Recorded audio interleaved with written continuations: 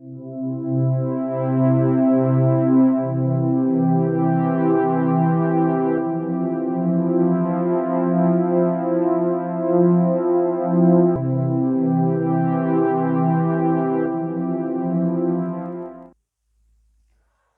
everyone, welcome back. In the last two lectures, we had discussed regarding the Cartesian and cylindrical coordinate system for describing the motion of a particle. Now, another approach in which the curvilinear motion can be best represented is through the use of path variables.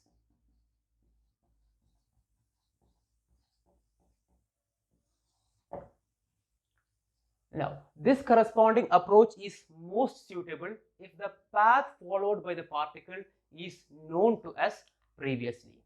Now, consider a particle that is undergoing a curvilinear motion along a path as shown in this figure. Let RT be the position vector at an instant of time. After a time interval delta t, the particle changes its position to RT plus delta t. The velocity vector v can be given as dr by dt, which we know is limit delta t tends to 0 r t plus delta t minus r of t divided by delta t. Now, the numerator part, as we had studied earlier, will become the chord connecting the 2 points. So, this will become delta r vector divided by delta t. Now, I will slightly make a manipulation here. Delta r vector by delta s, where delta s is not a vector. Now, if you look at the figure closely once again, you can see that as delta t approaches to 0, the magnitude of delta s becomes equal to delta r, and the direction of delta r approaches to the tangency of the path at the point RT. So, I can write delta r vector as delta s epsilon t, where delta s becomes the magnitude, which will become almost equal to the delta r magnitude as the time delta t approaches to 0, and epsilon t is actually the unit vector along the tangent. Now, if I substitute this equation here, I will get limit delta t tends to 0. Now, delta r by delta s, so this will become delta s epsilon t by delta s into delta s by delta t. This will cancel out each other. Now,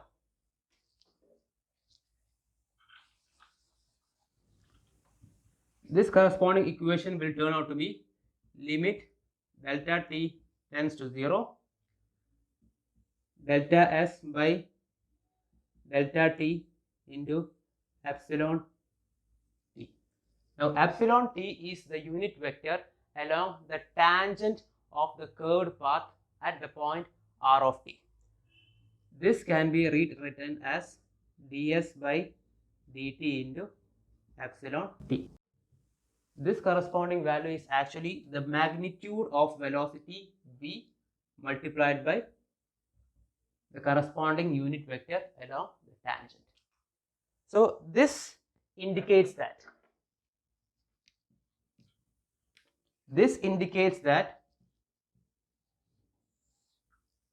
the velocity in a curvilinear path has only one component, and that too is along the tangent of the path.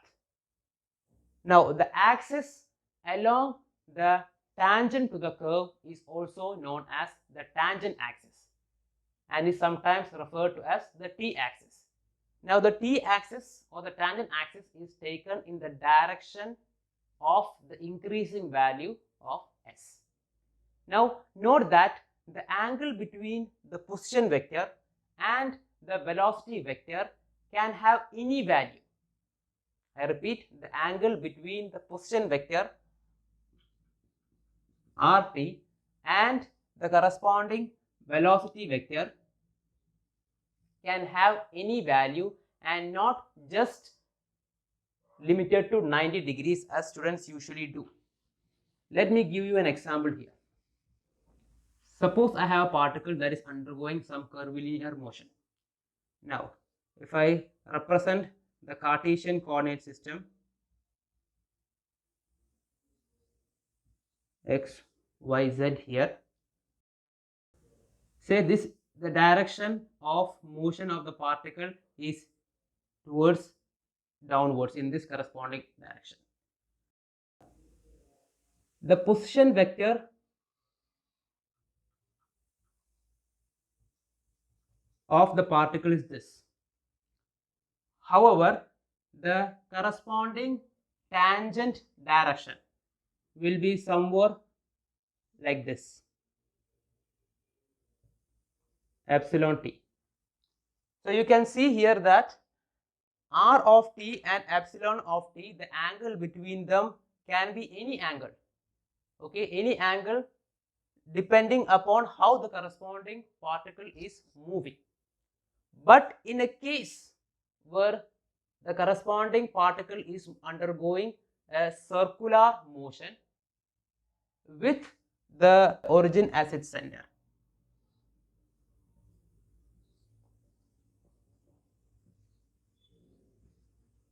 suppose it is in the xy plane,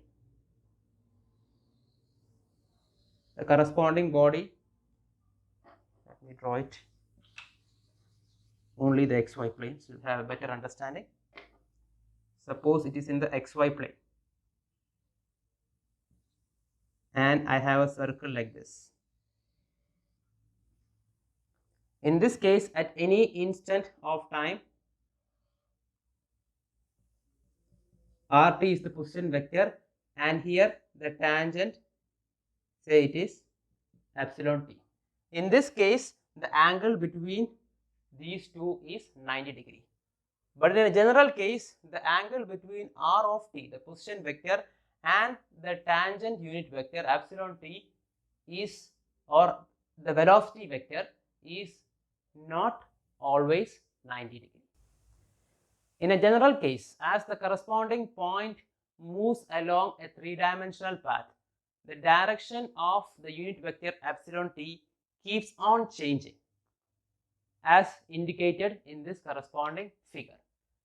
So here, as delta t approaches to 0, the delta s, the distance covered, is very small and the unit vector epsilon t s and epsilon t s plus delta s will lie in a plane. This corresponding plane is called the embracing or the osculating plane. The figure here shows the osculating plate at an instant. The word osculating actually comes from the Latin word osculare, which means to kiss. Now the orientation of the plane depends upon the position s on the path of the particle. The osculating plane keeps on changing as the position of the particle changes in a three-dimensional curvilinear motion. Let us draw two normal lines at the respective positions of s and s plus delta s as shown in this figure.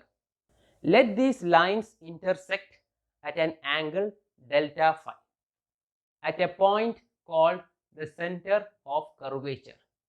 Here O is the center of curvature. Now you can see that the normal lines as well as the center of curvature will lie on this osculating plane.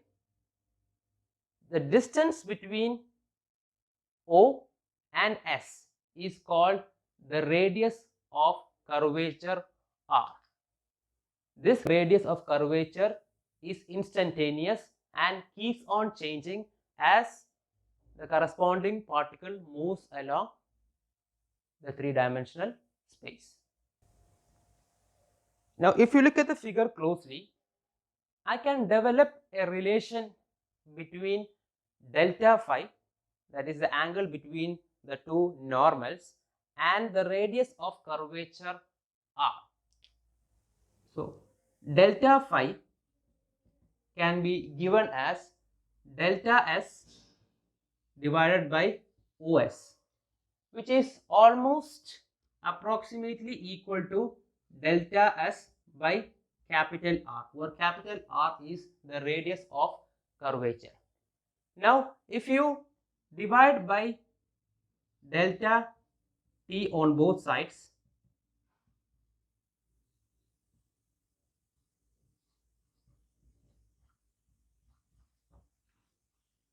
and if you take the limits as delta T tends to 0, I can write as d phi by dt is equal to 1 by R ds by dt. Now,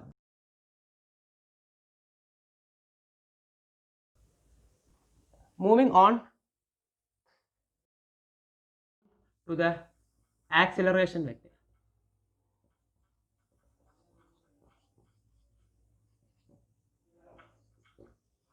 Now, the acceleration vector can be obtained by the differentiating the velocity vector. We had studied that the velocity vector v, in case we are using the path variables, is ds by dt epsilon t. Now, taking the derivative with respect to time, we obtain a vector as d square s by dt square epsilon t plus ds by dt d epsilon t by dt.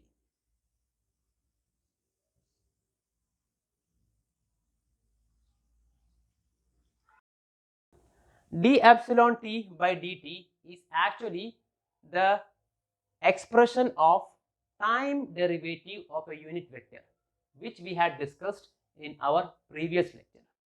Now, if you look at this figure closely, you can see that the angle between the unit vectors epsilon t at s and epsilon t at s plus delta s will have the same angle delta phi, that is equal to the angle between the normals intersecting at point O. This can be seen on the right hand side where the vector triangle is given. The time derivative of the unit vector epsilon t can be given as d phi by dt into epsilon n, where d phi by dt is the rate of change of the angle between the epsilon t at s and s plus delta s, and epsilon n is the unit vector normal to the path and directed towards the center of the curvature, as shown in this figure. So, epsilon n, if you look properly, will lie on the osculating plane. Substituting this equation here, we get d square s by dt square into epsilon t plus ds by dt into d epsilon t by dt. I will change it to d phi by dt into epsilon n. Now, we had studied earlier that d phi by dt can be given as 1 by r ds by dt. So, replacing it here, I will get d square s by dt square epsilon t plus 1 by r ds by dt the whole square into epsilon n. I can write this equation once again as a vector equals d square s by dt square into epsilon t plus 1 by r into ds by dt the whole square into epsilon n. This can be written as epsilon t plus an epsilon n, where at will be equal to acceleration, the magnitude of acceleration along the tangential direction at will be equal to d square s by dt square, or which can be written as dv by dt. Now, the acceleration component, the magnitude of acceleration component along the normal direction an can be given as 1 by r ds by dt the whole square, which can be given as v square by r, where v is the magnitude. So, ds by dt has the magnitude v square. I can also write this equation in terms of the value of d phi by dt. So this will give me the corresponding value v into d phi by dt. So both these expressions are right. So remember these three equations: acceleration vector at into epsilon t plus a into epsilon n, where at magnitude is given as dv by dt and an magnitude is given as v square by r or v d phi by dt, where phi is actually the angle between the unit vectors epsilon t at s and s plus delta s when the value of delta t approaches to 0. Now if you look at this corresponding equation once again, we see that acceleration has two components, one along the tangential direction and the other along the normal direction. Tangential direction is tangent to the path and the corresponding normal direction is normal to the path lying on the osculating plane and pointing towards the radius of curvature. The axis along the normal direction can also be called the normal axis, as you can see in this figure. This formulation is also sometimes referred to as normal and tangential coordinate axis. Remember one point here. In a general curvilinear motion, both the center of curvature and the radius of curvature are instantaneous and hence keeps on changing along the path. So is the case of the normal and tangential axis, which will also change along with the path. Now consider a particle is undergoing a general curvilinear motion. If I take a small interval ds,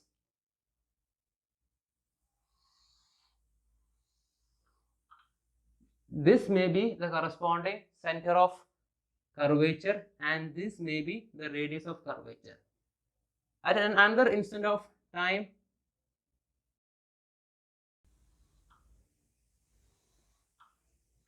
this may be the center of curvature and this may be the radius. So this keeps on changing. So as such, the axis will also keep on changing.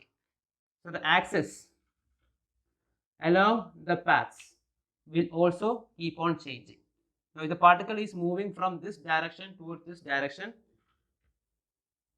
the tangent axis is taken along the positive direction, the normal axis is normal pointing towards the center of curvature here.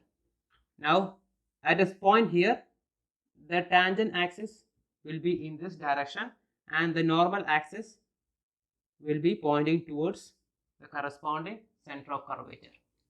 So, as such, normal and tangential axis will keep on changing as the particle moves along the path.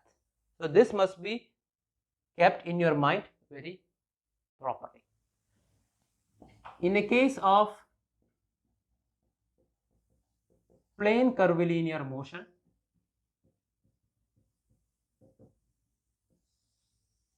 the osculating plane will lie in the plane of motion and does not change. Suppose I have a particle that is undergoing a curvilinear motion in this corresponding plane. Say I represent this corresponding path in terms of the Cartesian coordinate system x, y. Now at an instant of time here,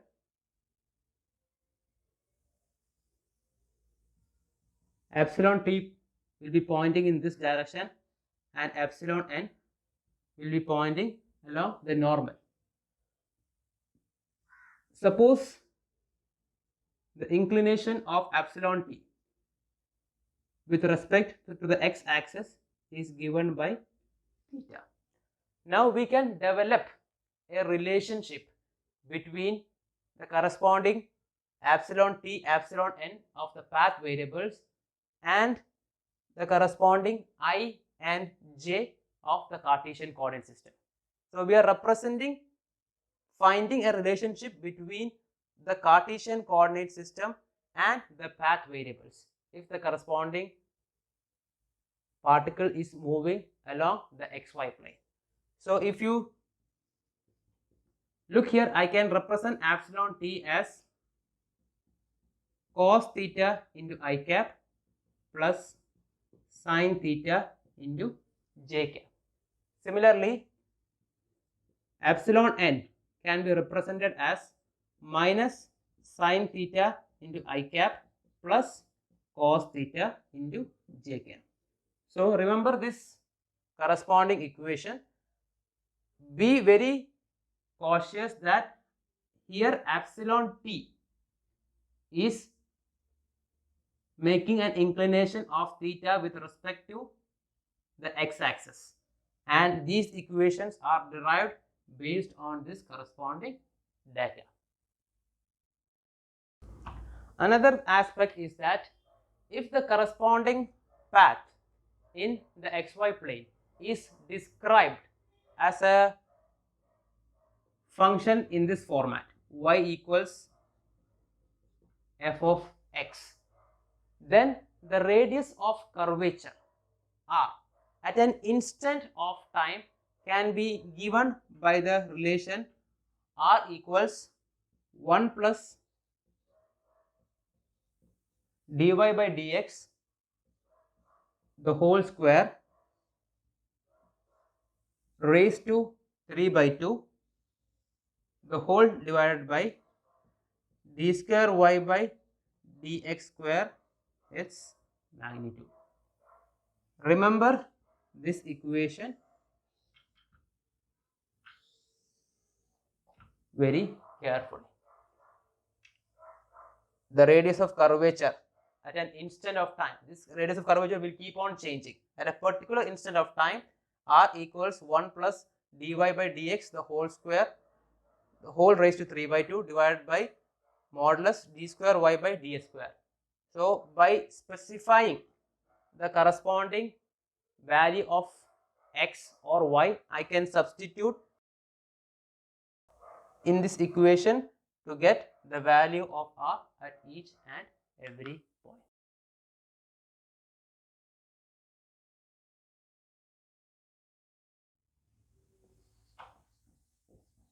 In a general motion, in order to complete the right-handed triad, another vector is introduced normal to both epsilon t and epsilon n as shown in this figure. This vector is called the binomial vector epsilon b and lies perpendicular to the osculating plane. The binomial vector epsilon b can be given as the cross product of the epsilon t vector and the epsilon n vector. Epsilon b equals epsilon t cross epsilon n. Now remember one thing, because of the geometrical complexities involved, path variables are usually only preferred for planar curvilinear motions. Now, since in most cases the velocity or acceleration of vehicles are measured along the path, this corresponding system works very effectively in such problems. Now, let us do a problem here. The train passes point B with a speed of 20 meters per second, which is decreasing at at equals minus 0.5 meter per second square. Determine the magnitude of acceleration of the train at this point. This question is a question from Hibbeler. Given to you are y equals 200 e raised to x by 1000. The magnitude of the tangential acceleration at equals minus 0.5 meter per second square and the magnitude of velocity 20 meter per second. Now we know that the acceleration which you have to find is given as at epsilon t plus an epsilon n. So at is minus 0.5 epsilon t plus an, I can write it as v square by r epsilon n. So our aim is to find the value of v and the value of radius of curvature r. So let us first go to radius of curvature. Y is equal to 200 e raised to x by 1000. So dy by dx will be equal to 200 by 1000 e raised to x by 1000. D square y by dx square, this can be given as 0.2 into e raised to x by 1000. So d square y by dx square will be equal to 0.2 divided by 1000 e raised to x by 1000. This can be given as 2 into 10 raised to minus 4 e raised to x by 1000. Now if you look at the figure closely, we have to find the magnitude and acceleration of the train at an instant when the value of x is equal to 400 meters along the x-axis. So the radius of curvature r at x equals 400 will be equal to 1 plus dy by dx the whole square at x equals 400 the whole raised to 3 by 2 whole divided by d square y by dx square at x equals 400. Now substituting this value, 1 plus dy by dx the whole square, it is 0.2 e raised to x by, we shall substitute the value of 400. 400 divided by 1000 the whole square, the whole raised to 3 by 2 whole divided by d square y by dx square at x equals 400, which will be equal to 2 into 10 raised to minus 4 e raised to 400 divided by 1000. Now, if you try to solve this, you will get the value of 3808.96 meters. This is the value of the radius of curvature at that particular instant when x equals 400 meters. Moving on, acceleration A will be equal to minus 0.5 epsilon t plus v square by r into epsilon n, which is equal to minus 0.5 epsilon t plus v square, it is given as 20 square, r we had just derived it out, 3808.96 epsilon. I think the value is plus 0.105 epsilon. Now in the question, the magnitude of acceleration is given. So the magnitude A will be equal to root of 0.5 square plus 0.105 square, which will give the value of 0.511 meter per second. This is the answer. Let's do another problem here. The aeroplane flies along a circular path of radius 5 km that lies in the vertical plane. To simulate weightlessness, the acceleration vector of the plane is directed vertically downwards and has the magnitude of g. Determine the speed v of the plane and its rate of change v dot at point A. At the altitude of the plane, g equals 9.78 meter per second square. The plane is traveling along a circular path whose radius of curvature is given as r equals 5 km or 5000 meters. Now, if you see the plane, it is at an angle 20 degrees with respect to the vertical. So as such, you know that there will be the acceleration due to gravity g acting vertically downwards. This can be divided into two components, one along the tangential direction and the other along the normal direction. The value here will be equal to 20. So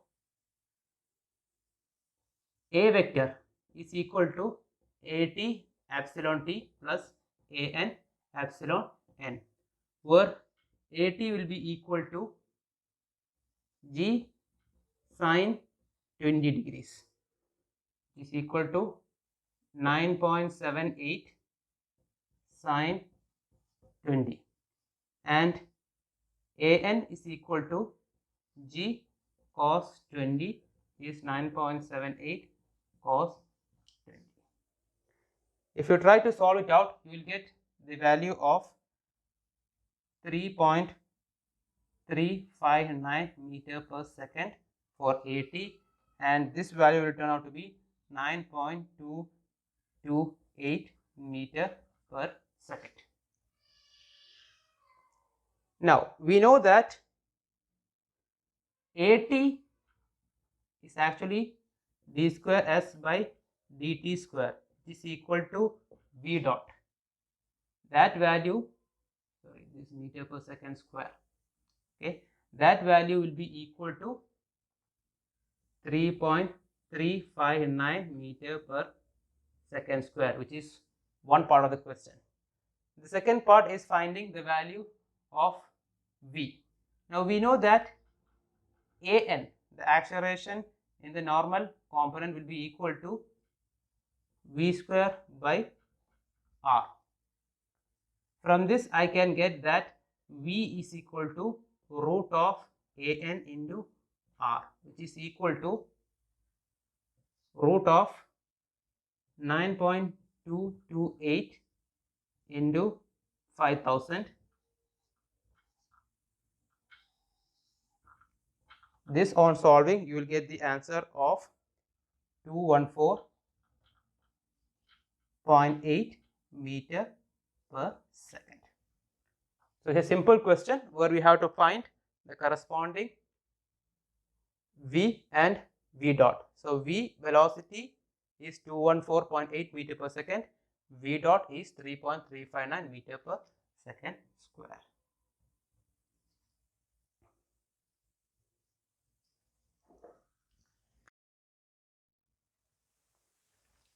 The next topic is cylindrical versus normal tangential coordinate system. It is very important that you understand the difference between the cylindrical coordinate system and the normal tangential coordinate system, so that you won't get confused while dealing with both. Now, the unit vectors associated with the cylindrical coordinate system are epsilon r, epsilon theta, and epsilon z. The unit vectors associated with the normal tangential coordinate system are epsilon t, epsilon n, and epsilon b. Now, if you see this figure, you can see the corresponding direction of the unit vector in case of the cylindrical and the normal tangential coordinate system.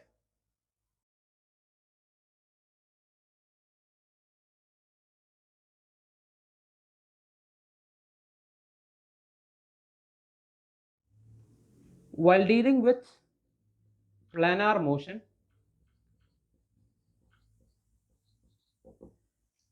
two generalizations which people usually make without thinking is, first, epsilon theta is equal to epsilon t, and the second thing is epsilon r is equal to minus epsilon n. However, this corresponding conditions is applicable only in the case of circular motion with the center lying at the origin, as you can see in this figure. This occurs because here the center of curvature in the normal tangential coordinate system coincides with the origin in the cylindrical coordinate system. If the center of the circle does not coincide with the origin, then these corresponding relations are not valid. Now, before I wind up, let me say that there is another commonly used coordinate system called the spherical coordinate system. We shall not be discussing it here since it is beyond the scope of the course content. Now, I have given a link in the description of this video where it will be possible for you to determine or to find out how the unit vectors are oriented in the different coordinate systems. So, go and check out this link in the description below. With this, we come to the end of the coordinate systems. In the next lecture, we shall be moving on to the kinematics of system of particles. Thank you.